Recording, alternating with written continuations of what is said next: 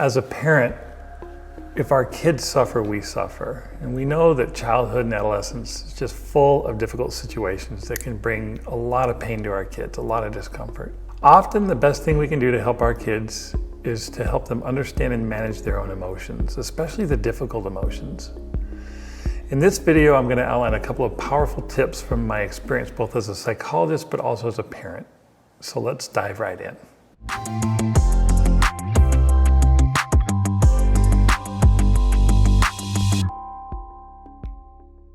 The first step in managing emotions is knowing what they are. We have to help our kids understand that everyone has feelings, and some feelings are good and other feelings don't feel so good.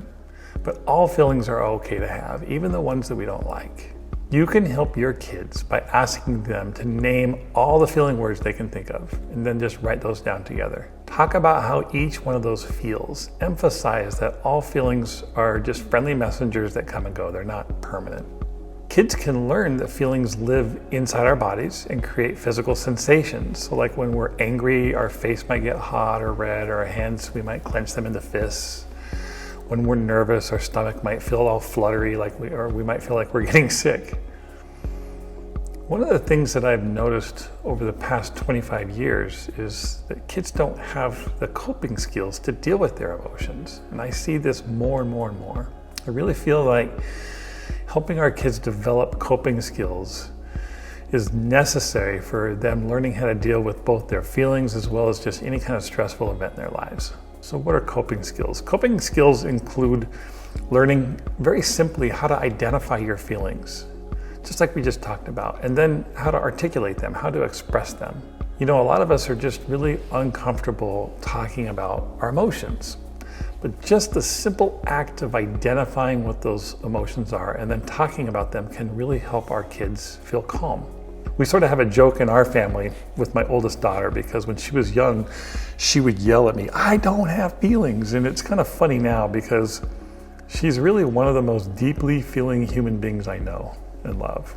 But it's just hard to learn how to identify and express your feelings sometimes. Another way you can help is by modeling coping skills yourself. You know, as parents, when we experience emotions, we can discuss them openly with our kids.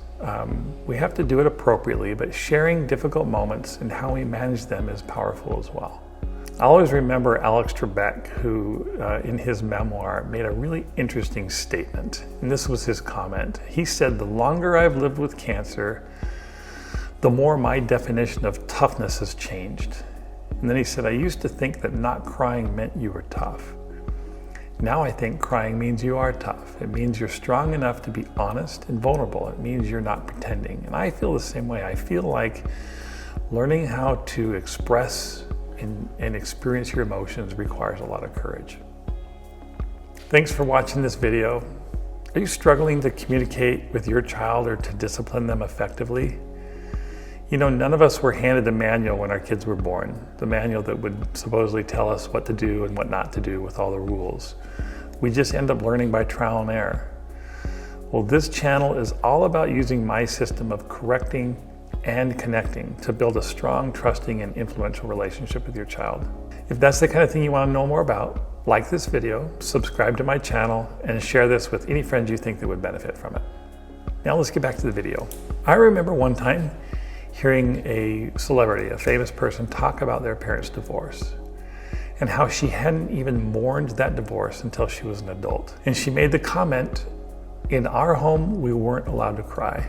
In other words, we weren't allowed to be vulnerable. I've heard that sort of story so many times over the years. You know, a lot of us believe that not showing emotions is what being strong is about.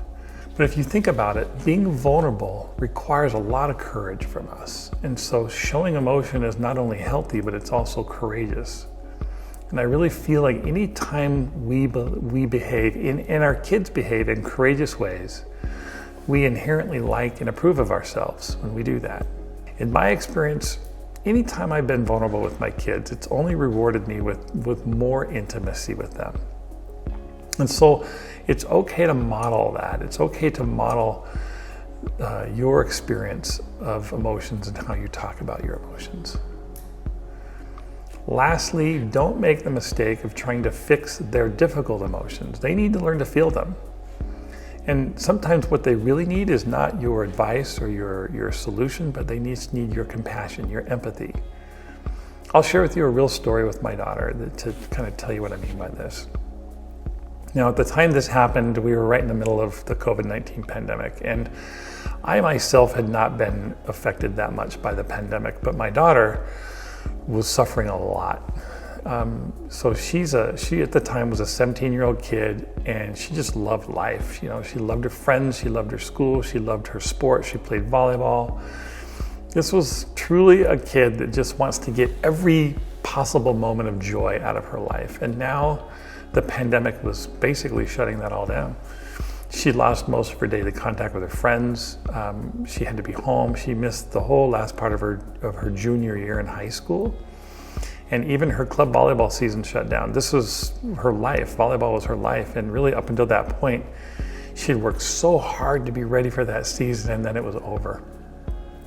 You know, this was also going to be the time that she had been working towards, because a lot of college coaches were going to come calling.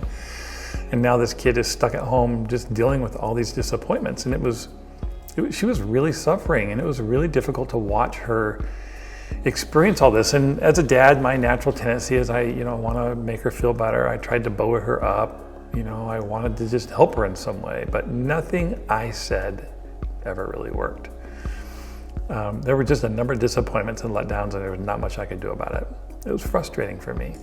So in the midst of all this, I made a conscious decision that I was going to stop trying to fix her emotions for her. I was just going to feel them with her. I was going to suffer with her.